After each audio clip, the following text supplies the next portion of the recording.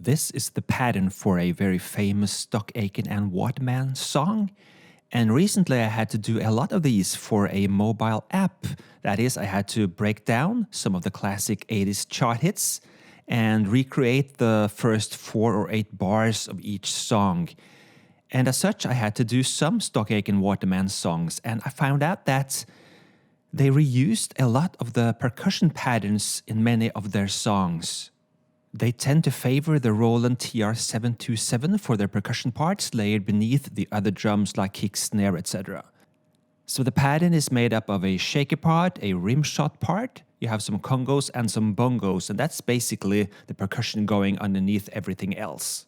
Now I don't want YouTube to shut down this video completely, so I'm not going to play you all the different songs that I found had a similar pattern. But you can figure this out for yourself by listening to some late 80s stock Aitken Waterman songs and pay attention to the percussion part.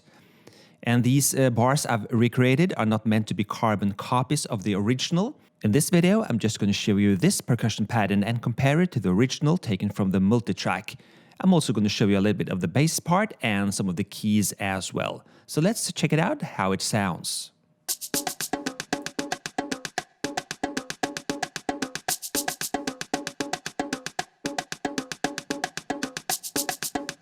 So the shaky part does its little thing on bar 1 and bar 3. And you have the rim shot going all the time, as well as the congas and some bongos.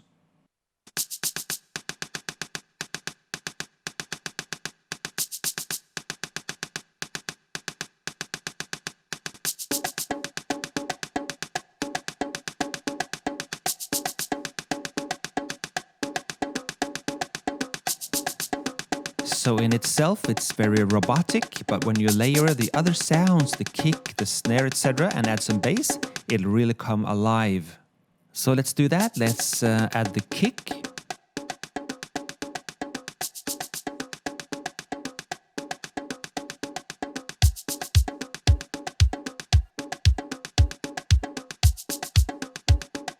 And some hats.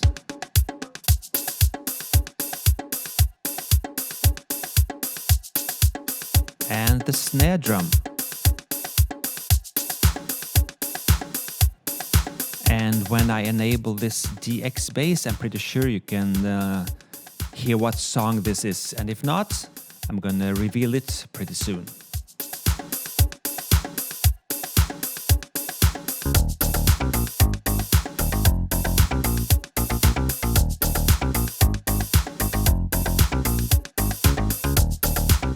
And if you haven't figured it out already, let's add something from the multitrack, and now you'll hear it.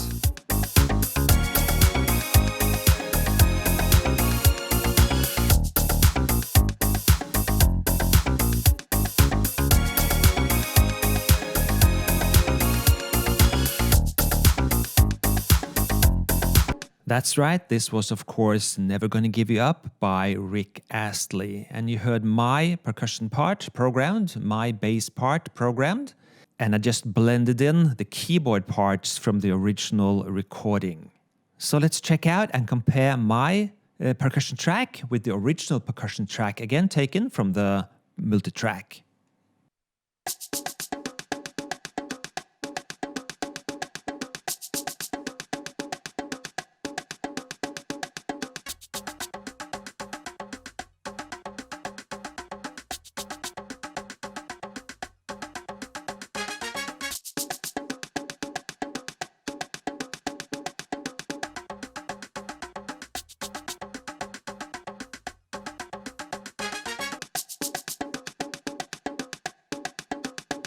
Like I said earlier, in itself pretty robotic, but start adding the bass and other instruments and it'll come alive.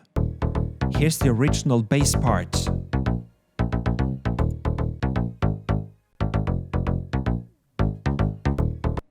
Compared to my recreation of the bass part.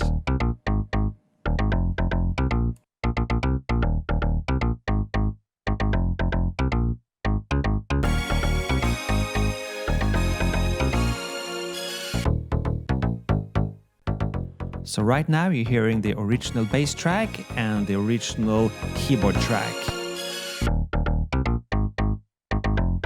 A little while back, I got hold of a DX7 patch bank that was supposed to have all the DX7 bass sounds used on stock Aitken Waterman productions.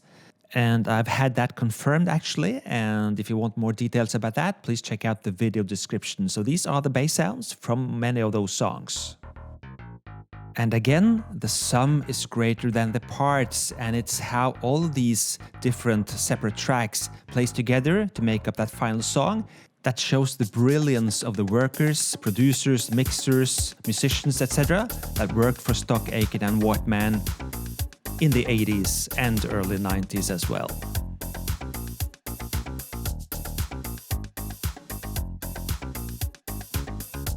I have to say it's a lot of fun recreating and rebuilding chart hit bangers like this, and I find it very inspirational actually.